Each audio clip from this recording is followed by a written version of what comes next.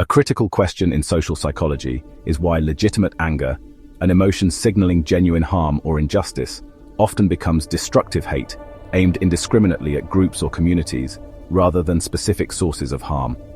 Understanding the mechanism behind this emotional transformation is essential for addressing societal conflict, prejudice, and violence.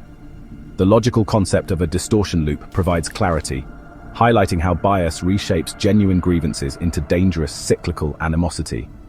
In the distortion loop, bias is the initial condition that colors perception, making it challenging for individuals to interpret harmful events clearly. When someone holding biased beliefs experiences legitimate anger, perhaps due to economic hardship, social exclusion, or personal harm, the bias influences interpretation of these negative experiences. Rather than targeting the systemic or actual source of injustice, the anger is directed toward specific groups or identities associated through biased narratives with the source of harm. Once anger becomes misdirected, it escalates into hate, a deeply entrenched, simplified emotional state characterized by broad hostility and animosity. Hate generalizes grievances, obscuring nuance and complexity. Importantly, hate itself does not remain passive. It actively reinforces the original bias, creating a feedback loop. As hatred intensifies, it amplifies selective perception, confirming prejudiced narratives and justifying further biased beliefs. This loop is highly resistant to disruption because each element mutually reinforces the others. Anger's emotional energy, bias's interpretive distortions, and hate's reinforcing certainty form a closed system of escalating hostility.